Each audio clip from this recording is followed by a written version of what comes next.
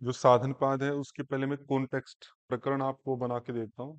कोशिश करेंगे आप एकाग्र रहेंगे तो काफी कुछ सूत्र भी याद हो जाएंगे। सबसे पहले आपका क्या प्रकरण आता है? क्रिया योग का। क्रिया योग के बाद में उसका फल आएगा। उसी फल के अंदर आपकी दूसरी चर्चा फिर किसकी आती है? क्लेश की। उन्हीं क्लेशों का मतलब बड़ा बड़ा प्रकरण लिख रहा हूँ, उसको शॉर्ट नहीं कर रहा हूँ मैं।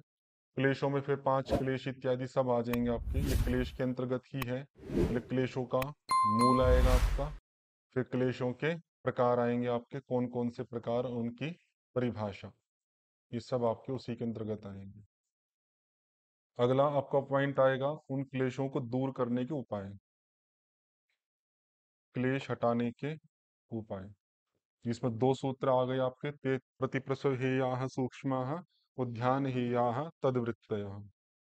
तीसरा पार्ट उसके बाद आता आपका कर्म फल का पार्ट, कर्म फल व्यवस्था या कर्माशय का भोग, ऐसा कह सकते हैं। हाँ, कर्माशय जो बन रहे हैं उनका भोग करना पड़ेगा। पहले तो ये बताया कि वो दृष्ट और अदृष्ट वाला आता है आपका दृष्ट जन्म में। फिर वो भोग होगा तो किस रूप में होगा? जाति आयु के रूप में होगा। और वे जाति आयु भी किस रूप में होंगे आपके? सुख रूप भी होंगे वे और दुख रूप भी होंगे। ठीक है प्रकरण। इसके बाद अगला प्रकरण आता है आपका चार प्रकार के दुख। दुख है आपके चार प्रकार के। ठीक। उसका अगला प्रकरण आता है आपका योग के चतुर्व्यूह। चतुर्व्यूह, जिसके अंदर पहला हेय, हेय हेतु, हान और हानोपाय। हेय हेतु के अंदर फिर भी कई चीजें आई आपकी। हेय हेतु में आपके दृष्टा या दृश्य की बात आ गई आपकी, और दृष्टा की बात आ गई। दृश्य के अंदर भी फिर दृश्य का स्वरूप आ गया, आदि आदि चीजें उसके अंदर आ जाएगी, दृष्टा आदि की चीजें आ गई। हान आ गया, हानोपाय आ गया। उसके बाद अगला प्रकरण आता आपका प्रज्ञा के प्रकार। अगला आता आपका विवेक ख्याति का उपाय। उसके बाद स्टार्ट होता आपका अष्टांग योग, जो हमारा चल रहा है अभी, अष्टांग योग। अष्टांग योग का क्रम तो आपको पता ही है, यम आएगा, नियम, आसन, प्राणायाम इत्यादि करके। तो आपको इसी कॉन्टेक्स्ट के साथ में माइंड रखना चाहिए कि सबसे पहले क्या, फिर क्या, फिर क्या। तो अब कॉन्टेक्स्ट को ही हम एक बार रिवाइज करेंगे। सबसे पहले किसकी चर्चा आती है? क्रिया योग। फिर उसका फल आएगा, उसी फल में किसकी बात आती है? क्लेशों की। तो फिर क्लेशों के बारे में बताएंगे, फिर क्लेशों का मूल बताया जाएगा, फिर क्लेशों में एक एक क्लेश की परिभाषा देंगे, फिर उन क्लेशों को हटाने के उपाय बताएंगे, प्रतिप्रसव या ध्यान इत्यादि करके। फिर क्लेश नहीं हटते हैं तो जो कर्माशय बनेगा उसका फल भोगना पड़ेगा, दृष्ट में या दृष्ट में। फिर फल भोग किस रूप में मिलेगा? जाति आयु में। वो किस किस रूप में होता है? सुख भी दुख भी। फिर चार प्रकार के दुख आ गए, फिर योग के चार व्यू आ गए, हे हेतु, हान और हानोपाय। उसके बीच की सब चीजें आपको ध्यान ही होगी। उसके बाद चतुर्व्यूह के बाद सात प्रकार की प्रज्ञा, फिर विवेक ख्याति का उपाय, अष्टांग योग, फिर अष्टांग योग की चर्चा। ठीक है, अब इसके अंदर के सूत्र रिवाइज करेंगे। जिस भी स्थिति में आपको लगे कि ये पार्ट उतना पक्का नहीं है या नहीं हो रहा है तो उसको आप ध्यान दीजिएगा ज्यादा। मुझे भी कहिएगा तो मैं दो चार बार ज्यादा उसकी रिवीजन करा दूंगा। क्रिया योग क्या है? तपः स्वाध्याय ईश्वर प्रणिधानानि क्रिया योग। ठीक है, रिकॉल करने के लिए इतना हेडिंग बहुत है, सब नोट्स में नहीं लिखना होता। ये आपके लगा लीजिए कि दूसरे पाद के नोट्स हो गए आपके ये। ऐसा नहीं कि एक एक चीज लिखो, थोड़ा लिखो, रिकॉल करो। फिर अपने आप से प्रश्न करेंगे कि तप क्या है? तो द्वंद्व सहनम, द्वंद्व को सहन करना। फिर पूछा स्वाध्याय क्या है? अपने से प्रश्न करने, स्वाध्याय क्या है? प्रणव इत्यादि पवित्र मंत्रों का जप, यह मोक्ष को प्राप्त कराने वाले शास्त्रों का अध्ययन। और ईश्वर प्रणिधान क्या है? सभी कर्म उस परम गुरु ईश्वर को समर्पित कर देना, यह कर्म फल का त्याग या संन्यास ले लेना। क्रियायोग आ गया। फिर क्रियायोग का फल समाधि की प्राप्ति, समाधि भावनार्थ, क्लेश तनुकरणार्थ। फिर क्लेश की बात आ गई, कौन कौन से क्लेश? अविद्या, अस्मिता, राग, द्वेष, अभिनिवेश। फिर इनका मूल क्या है? मूल की बात आ गई आपकी, अविद्या क्षेत्रम उत्तरेशम प्रसुप्त तनु विच्छिन्नो धाराणाम। कि अविद्या उन सब क्लेशों का मूल है। और वे क्लेश कितनी अवस्था वाले हैं? चार। कौन कौन सी? प्रसुप्त, तनु, विच्छिन्न और उदार। फिर उनके प्रकार आ गए, फिर उनकी परिभाषाएं। अविद्या किसे कहते हैं? अनित्य में नित्य का भाव, अशुचि में शुचि का भाव, दुख में सुख का भाव, अनात्म में आत्म का जो भाव है उसको हम कहते हैं अविद्या। अस्मिता क्या है? एक आत्मता, एक रूपता। किस किस की एक रूपता? दृक् शक्ति, दर्शन शक्ति। दृक् शक्ति क्या है? पुरुष। और दर्शन शक्ति क्या है? प्रकृति। उन दोनों का जो एक रूपता है उसको हम क्या बोलते हैं? अस्मिता। राग क्या है? सुखानुशयी। द्वेष क्या है? दुखानुशयी। और अभिनिवेश क्या है?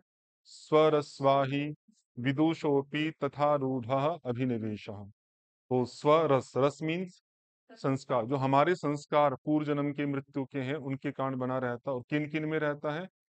विदुषों पे, सामान्य व्यक्तियों में तो ये डर रहता ही रहता है, लेकिन साथ के साथ विद्वान जो व्यक्ति है उनके अंदर भी रहता है। ऐसा जो मृत्यु का भय है उसको हम क्या बोलते हैं? अभिनिवेश। अब यहाँ तक का पार्ट हो गया। फिर देखिए क्लेश हटाने के उपाय दो थे। नष्ट करने का प्रतिप्रसव, दग्ध बीज करने का ध्यान। तो क्या क्या सूत्र थे? ते प्रतिप्रसव हेयाः सूक्ष्माः और ध्यान हेयाः तद्वृत्तयः। जब बोलते तो विजुअल्स आते हैं सूत्र के, अवेयर रहिएगा। फिर कर्माशय बना है आपका क्लेश मूलक, तो किस किस जन्म में भोगना पड़ेगा? क्लेश मूल कर्माशय दृष्टा दृष्ट जन्म वेदनीय, कि वो दृष्ट और अदृष्ट दोनों जन्मों में उसका फल भोगना पड़ता है। फिर उसका जो फल होगा वो किस किस रूप में मिलेगा आपका? जाति सति मूले तद विपाक, जाति आयु भोग। कि यदि अविद्या रूपी मूल बना हुआ है तो उन कर्माशय का क्या होगा? विपाक। विपाक मीन्स फल मिलेगा। और वो फल कितने रूपों में मिलता है? तीन, जाति आयु भोग। और वो जाति आयु भोग सुख रूप है या दुख रूप? दोनों। ते ह्लाद परिताप फलाह पुण्य पुण्य हेतुत्वात्।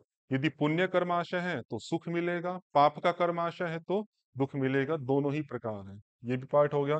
फिर चार प्रकार के दुख बताइए। परिणाम दुख, ताप दुख, संस्कार दुख और गुण वृत्ति विरोध दुख। इस किसके लिए सब कुछ दुख में है? विवेकी। दुखम एव सर्वम विवेकी, जो विवेकी व्यक्ति है उसके लिए संसार में सब कुछ दुख में है। फिर योग के चतुर्व्यूह चारों के नाम है ही। हे हेतु, हान और हान उपाय। हे क्या है? अनागत दुख, जो दुख अभी नहीं आया है उसको हम हेय मानते हैं। हेयम दुखम अनागतम। उस हेय का हेतु क्या है? संयोग। किस किस का संयोग? दृष्टा और दृश्य। दृष्टा मीन्स आत्मा और दृश्य मीन्स प्रकृति। उन दोनों का जो संयोग है उसको हम दुख का कारण बोलते हैं। फिर दृश्य को डिफाइन किया। दृश्य की तीन चीजें बताई, शील, स्वरूप और प्रयोजन। शील क्या है? प्रकाश क्रिया स्थितिशीलम भूतेन्द्रियात्मकम भोग अपवर्गार्थम दृश्यम। प्रकाश किसका गुण है? सत्व का। क्रिया रजस का। स्थिति तमस का। स्वरूप क्या क्या है उसका?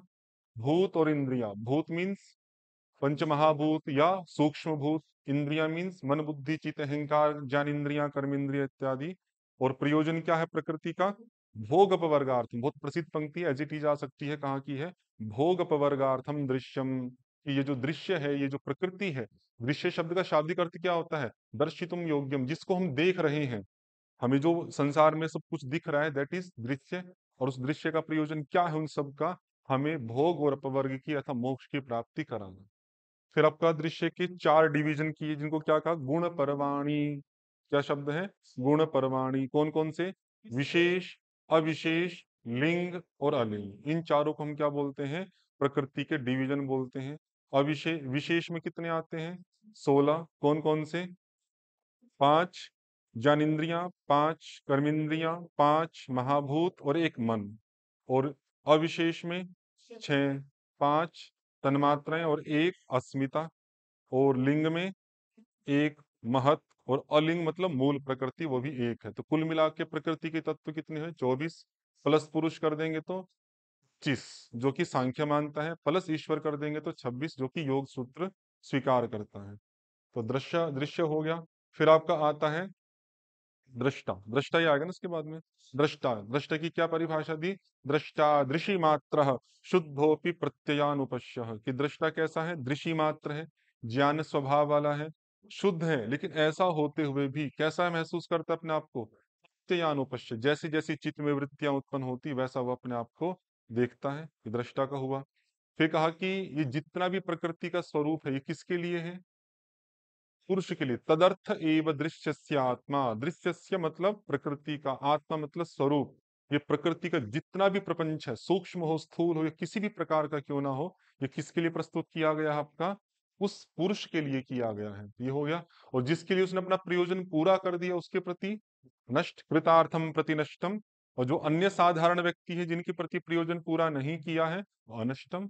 तदन्य साधारणत्वात्। तो कृतार्थम प्रति नष्टम अनष्टम तद अन्य साधारणत्वात्। फिर आपका आ गया कि जो ये संयोग था, ये संयोग किस किस की प्राप्ति का हेतु है? स्वशक्ति, स्वामी शक्ति। स्वशक्ति मीन्स प्रकृति, स्वामी शक्ति मीन्स पुरुष। स्वशक्ति के स्वरूप की उपलब्धि को क्या बोलते हैं? भोग। और स्वामी शक्ति के स्वरूप की उपलब्धि को क्या बोलते हैं? अपवर्ग। तो इन भोग और अपवर्ग दोनों ही प्रकार के प्रयोजन की प्राप्ति में कारण कौन बनता है? आपका संयोग। उस संयोग का कारण क्या है? अविद्या। फिर आपकी बात आ गई हान की। हान कैसे प्राप्त होगा? अविद्या का अभाव कर दो। अविद्या हटेगी तो संयोग हटेगा, संयोग हटेगा तो दुख हटेगा, और दुख का हटना ही क्या कहलाता है? हान अर्थात मोक्ष, जिसको हम दृष्टा का कैवल्य कहते हैं। और उस मोक्ष का उपाय क्या है आपका? हान उपाय विवेक ख्याति। विवेक ख्याति अविप्लवा हान उपाय। कैसी विवेक ख्याति? अविप्लव, जिसमें कोई भी विप्लव उतार चढ़ाव नहीं होता, कांस्टेंट आपकी बनी हुई ऐसी विवेक ख्याति को हम क्या बोलते हैं? मोक्ष का उपाय कहते हैं। तो ये योग के चतुर्युग कई बार आपकी परीक्षा में आया है।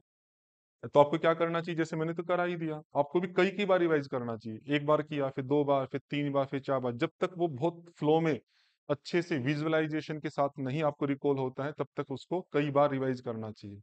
जहां जहां कमी होती फिर दोबारा देखें। एक बार करने से उतनी क्लैरिटी नहीं आती है। फिर आपका आ गया प्रज्ञा के प्रकार। कैसी प्रज्ञा? प्रांत भूमि प्रज्ञा। प्रांत मीन्स उत्कृष्ट स्तर की, भूमिमत अवस्था, एक ऐसी बुद्धि का स्तर जो बहुत ही उत्कृष्ट स्तर का है। ऐसी प्रज्ञा कितने प्रकार की होती है? 7 प्रकार की। कौन कौन सी? पहली ज्ञेय शून्य, दूसरी हेय शून्य, तीसरी प्राप्य प्राप्त, चौथी चिकीर्षा शून्य। चारों को क्या बोलते हैं? कार्य विमुक्ति प्रज्ञा। फिर बाद की तीन चि- चित्त की कृतार्थता, गुणलीनता और आत्म संस्थिति। इन तीनों को क्या बोलते हैं? चित्त विमुक्ति प्रज्ञा। ये 7 प्रकार की बुद्धि है जो योगी की, विवेक ख्याति प्राप्त योगी की बनी रहती है। उस विवेक ख्याति का उपाय क्या है आपका? अष्टांग योग। क्या सूत्र है? योगांगानुष्ठानात शुद्धि क्षय ज्ञान दित्ति आविवेक ख्याते है। कि योग के अंगों का अनुष्ठान क्या करता है? 2 काम करता है। पहला, जितनी भी हमारे अंदर अशुद्धि है उसका क्षय करेगा, हटाएगा उसको। और दूसरा, जो भी ज्ञान है सत्य है उसको बढ़ाएगा। और कब तक बढ़ाता रहेगा ज्ञान को? जब तक विवेक ख्याति की प्राप्ति नहीं हो जाती। अब अष्टांग योग की चर्चा आएगी। कौन कौन से हैं?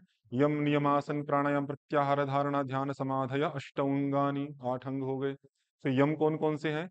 अहिंसा, सत्य, अस्तेय, ब्रह्मचर्य और अपरिग्रह।